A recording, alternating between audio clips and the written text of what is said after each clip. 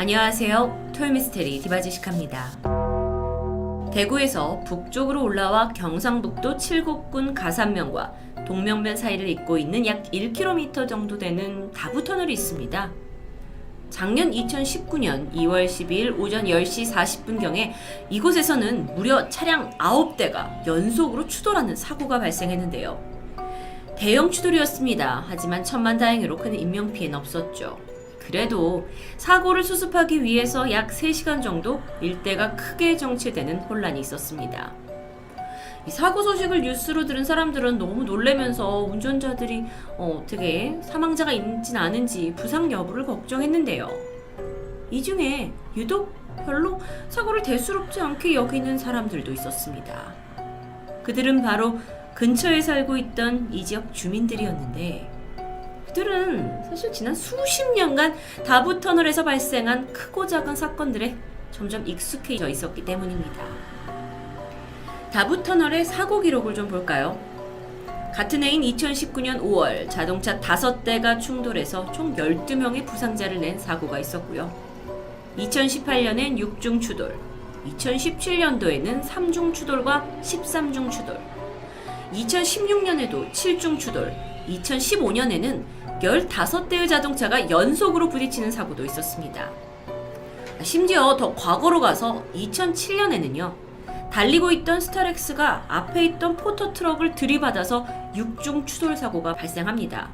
그리고 같은 해 1월에는 달리던 버스에 갑자기 불이 붙은 기록도 고스란히 뉴스를 통해서 남아있었죠. 여러분이 다부터널을 검색어에 넣으시잖아요. 그럼 유독 여기서 추돌 사고가 정말 매년 발생하고 있는 게 확연히 보이실 텐데요. 2016년 통계에 따르면 경북에 있는 터널 중 교통 발생률 2위를 차지하면서 3년간 무려 15건의 사고, 68명이 중경상을 입었다는 기록이 있습니다. 아니 도대체 왜 이렇게 다부터널에서 사고가 많이 일어나는 걸까요? 평소보다 정체가 극심한 연휴 때, 이때가 되면 다부터널의 사고 소식은 빠지지 않고 등장합니다. 그러다 보니까 이곳이 공포터널이라는 별명까지 얻게 되었고요. 이걸 가만히 보고만 있을 수 없죠. 한국도로공사가 사고의 원인을 분석하기 위해 전문가들을 대동해서 현장을 꼼꼼하게 조사하기 시작합니다. 그리고 그 결과 한국도로공사가 사고의 원인으로 추정되는 몇 가지 사항들을 발표하게 돼요. 먼저 이 다부터널이 산 중턱쯤에 위치하고 있습니다. 그래서 자동차가 경사를 올라가면서 급격하게 속도를 늦추다가 사고가 일어날 가능성이 있다라는 주장이었죠. 근데 여러분, 오르막에서 사고가 난다? 근데 그렇다면 이게 비슷한 경사도를 가진 다른 터널에서도 사고가 나야 하는 게 아닌가라는 반론을 할 수 있습니다. 실제로 이 다부터널과 비슷한 경사를 가진 다른 터널에서는 다발적인 사고를 보기는 어려웠죠. 그렇다면 추정되는 또 다른 원인으로는 터널에 설치되어 있는 이 유도등이 너무 어둡기 때문에 운전자들이 시야 확보가 힘들어져서 사고가 빈번히 난다라는 의견인데요. 그래서 도로공사 측이 터널 전등을 모두 밝은 LED로 바꾸고 내부를 한층 좀 밝게 개선을 했는데 이마저도 사고 수를 드라마틱하게 줄이진 못합니다. 하도 사고가 많이 나다 보니까 수많은 추측이 제기됐지만 매년 5건에서 10건이 넘는 추돌 사고에 정체까지 막 여기 심하거든요. 그 와중에도 여전히 뚜렷한 원인은 밝혀지지 않고 있습니다. 그런데 다부터널에서 있던 사고들에 한 가지 공통점이 있다라는 주장이 제기됐는데요. 이게 터널에 유독 진입을 하게 되면 경사와는 관계없이 갑작스럽게 막 정체가 되고요. 이로 인해서 다른 차들도 급하게 속력을 줄이다가 가드레일을 들이받기도 하고 또는 앞차를 들이받으면서 이게 연속 충돌 사고가 일어나는, 이게 약간 1년에 비슷한 상황이 계속 반복됐던 겁니다. 그래서 도로공사가 이거구나 싶어서 다부터널 내에 제한 속도를 더 낮춰요. 그리고 터널 안에서 차선 변경을 하는 사람들을 카메라로 추적해서 벌금을 더 매기게 되죠. 이런 대책을 세웠지만 사고는 쉽사리 멈추지 않았습니다.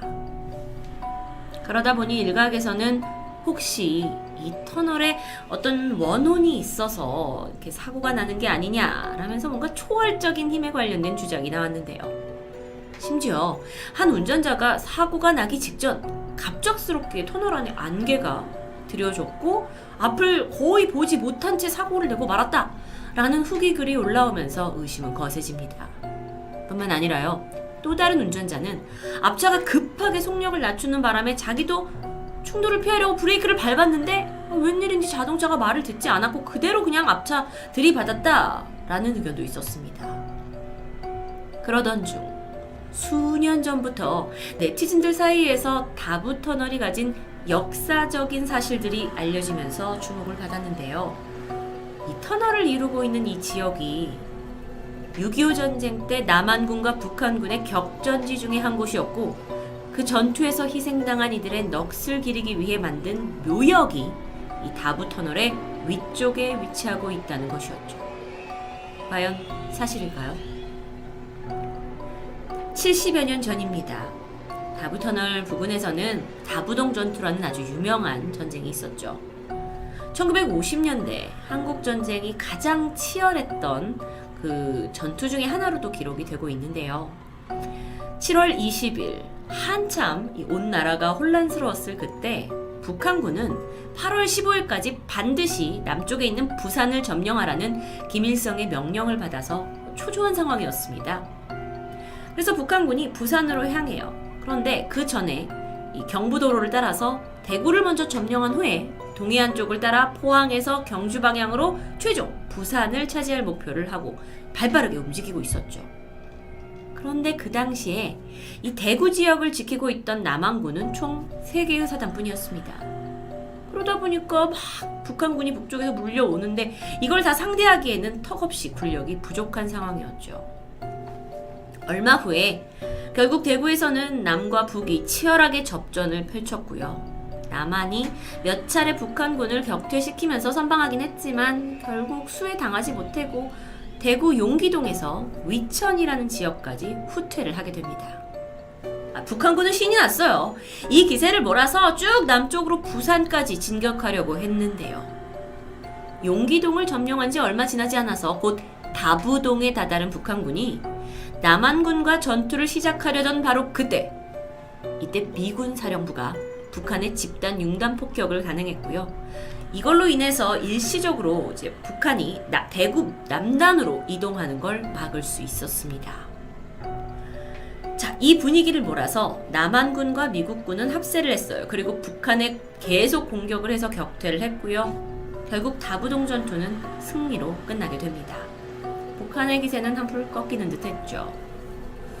그런데 이런 승리의 기쁨도 잠시, 전투가 끝나고 도시를 보니까 남한군의 인명피해가 말할 수 없을 정도로 처참했다고 합니다. 신원을 알 수 없을 정도로 정말 크게 훼손된 군인들의 시신이 널브러져 있었고, 또 주변에는 이 죽음을 슬퍼하는 많은 이들의 곡소리가 다부동을 가득 메우게 되는데, 마을 주민들이 시신들을 다 모아서 근처에 묘역을 만들었고 그걸로 이제 넋을 기리는 했다고 합니다. 그런데 바로 이 묘역이 지금의 다부터널 위에 위치한 산이었던 거죠. 다부동 전투, 이건 미군이 이제 참전을 하기 전에 북한이 사실 빠르게 남한을 집어삼키려고 하던 그 시점을 철저하게 무너뜨렸고, 동시에 미국과 유엔군이 한국전쟁에 참여할 수 있는 어떤 시간을 벌어준 굉장히 중요한 전투 중 하나로 기록되고 있습니다. 하지만 당시에 잔혹하게 사망한 군사들, 민간인들까지 어쩌면 그들의 억울한 영혼이 아직 이승을 떠나지 못하고 구천을 떠돌고 있는 게 아닌가라는 주장이 있었습니다.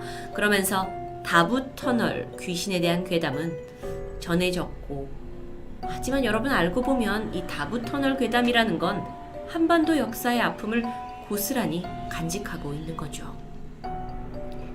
만약 다부터널 전투 중에 정말 사망한 병사들의 원혼이 거기에 남아있는 것이라면 우리가 어떻게 그 영혼을 달래야 하는 걸까요? 그런데 여기서 잠깐, 다부터널에 관련된 이야기가 이런 귀신 관련된 괴담뿐만은 아닙니다. 터널 내 사고와 관련해 훈훈한 후일담도 있었죠. 2016년 1월입니다. 터널 안에서 또 차량 8대가 연속으로 추돌하는 사고가 일어났고 부상자까지 발생합니다. 사고 당일은 신종 연휴의 이틀째였는데 사람들이 뭐 해맞이 보러 간다, 나들이 간다 하면서 인파가 몰리니까 정체가 심해졌고요. 그 와중에 부상자를 이송하고자 구급차가 출동하는데 딱 보니까 터널 안은 차량으로 가득 차 있습니다.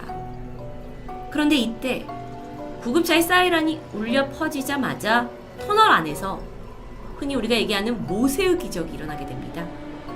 구급차가 뒤에서 들어올 수 있도록 운전자들이 다 차를 양쪽으로 붙여서 길을 터주었고요. 이 덕분에 환자를 신속히 이송할 수 있게 되었죠. 참, 이삭 다부터널 관련돼서는 귀신과 관련된 괴담만 있어서 좀 안타까웠는데 이런 훈훈한 미담도 가끔 들려온다는 건 좀 웃음을 짓게 하네요.